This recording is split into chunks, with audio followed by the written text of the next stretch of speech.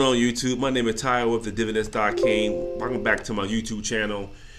Here to talk about dividend investing, passive income, and today I'm talk about a story that really got me happy that I'm doing dividend investing. And before I begin, I'm not getting any financial advice. I'm not a financial expert or CPA. Please seek a stock expert. This is my personal opinions. Okay, I'm not an expert.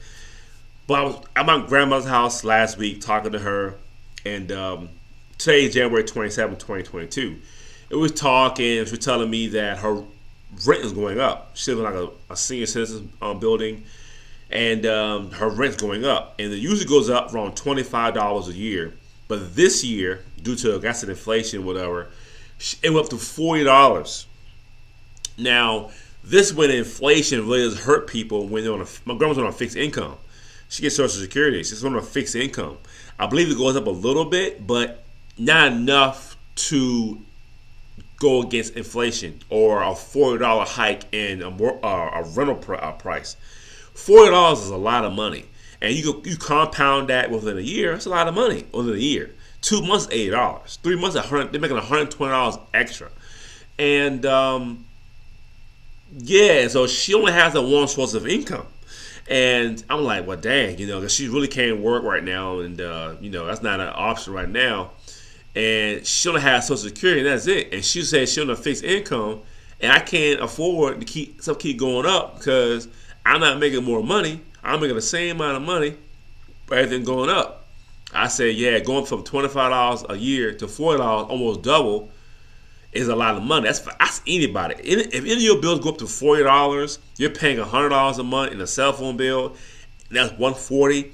$40 is a big jump. I don't care what bill it is. It could be a $30 bill. It goes to $75. You could be like, what's going on? So the moral of the story is this, and a lot of people are experiencing this as well, that all they have is the 401k, or all they have is a retirement or Social Security, and that's it. And they want to draw that, and that's it. Not knowing that things go up in price year after year, and they don't have that one source of income. That's the main point of this video. She only has one source of income to pay all her bills. So that's not a good thing to have because, like, again, her expenses are going up, but the income is staying the same. So you need another source of income. So I wish she would have, I never talk about the stock market because she's old school. She probably knows nothing about the stock market. But I wish she would. Just imagine if she would invest it when she was 35 years old, and she was putting $50, $60 a week, $50 a week in the stock market into dividend-paying stocks. Now I counted last month. I think I made $194 a month in dividends. And imagine if she had $194 herself in dividends coming in.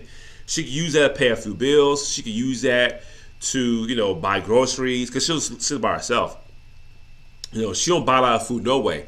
She probably could spend like $60 on food because she don't buy a lot of food no way. But you see that she has another source of income coming in with the dividends coming in if she would invested a long time ago. Now I'm my mid-30s, so I got years to go before she's like 84, 85. So I got years to go before I'm her age. But you see that this is why I primarily invest in dividend income for the long haul, for the long term. For I'm 60 years old and I want to retire early. I want to retire at 45. I got dividends coming in, paying some bills. This is why I invest for my son. I invest my son into dividend paying stocks at his young age, 3 years old. So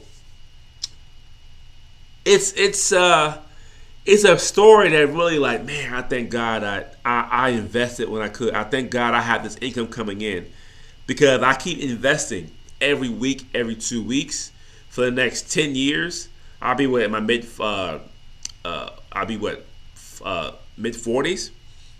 I'm still a young person. I can still keep working and keep on buying more dividend-paying stock and reinvesting the dividends too. So the moral of the story is this. You can't rely on one stream of income. You can't rely on Social Security or a 401k because you need more than one source of income. If anything happens to that income, where it gets cut or stuff goes up and the income's not going up, you got a problem. You're spending more money. Your dollar is being devalued. You're losing money versus making money. You need other sources of income. That's why I heavily promote dividend paying stocks, because you have another source of income. And I've been doing this since pretty much it'll be 2 years in this March. I really started buying stocks, dividends in March 2020 when everything happened with the pandemic and stuff like that. Everything was discounted. So I started really heavily investing in there. I'm making about $90 in dividends a year.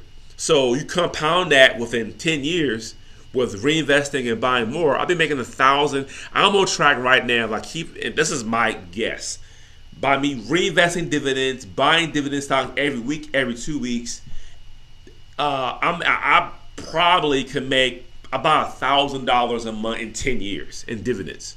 Now, that's a lot of money coming in passively. $1,000 can pay all the household bills, my light, water, cell phone, internet, car insurances. That $1,000 can pay a lot of bills. Okay, and that's just what's about another 8 years from now. So I'll be in my mid-40s, so I can still keep investing. So that's the moral of my story. My grandmother, has the one source of income, and she'll have nothing else. And we have to take advantage of the technology today that we could buy these dividend-paying stocks on our laptops or phones. We could buy these stocks. We could buy fractional shares and still get dividend. We could turn on drip. We can, let them reinvest that over time. The key is we can invest for our children. My generation, I'm mid-30s, my generation to have kids, we can invest into our children now because it's easier now. And we can invest now $10, $20, $30 every week or 2 weeks at a young age to our kids, and let that compound and let that dividends reinvest itself and get the snowball effect for our children. That way, we're not stuck in a situation where we have one source of income coming in and our rent's going up $20, $30 a month. Inflation hit, gas gone up, food's gone up, the costs have gone up. Everything's gone up, but you're making the same amount of money and having one source of income. So yeah, that's the end of my little rant here. And that dividend investment is the only way to have another stream of income. I suggest start an online business, start your blog, YouTube channel, start a TikTok channel, start doing affiliate marketing as well. Do that now while you have the energy to do it, and create you another income stream besides dividend investing. Try to get into real estate investing. Now I'm more hearing that story, what if she would have bought a rental property when she was in her mid-30s or 40s? But what if she bought a rental property back then? Maybe when she was 30 years old, she put down payment on rental property. You think she'll have more income today? Because she could have that same rental property now. Or she could have held it for 20, 30 years and sold it, and she'd have been better off. See, I'm thinking about all these things. She's telling me the story. What if? So I'm seeing, what things can be done. And that's why I'm like, what? Why not do it? Why not start wholesaling? Why not get a rental property? Why not go ahead and do these things? Because we have an opportunity to do it while we're still young and can work 2 or 3 jobs to pay these things. Go ahead and do real estate, dividend investing, online business. So that's one thing that I'm proud of doing, and that's my advice to you. I'm not giving financial advice, but hey, it works. So keep that in mind. You don't want one source of income after retirement. So my name is Ty for the Dividend Stock King. Thanks for watching.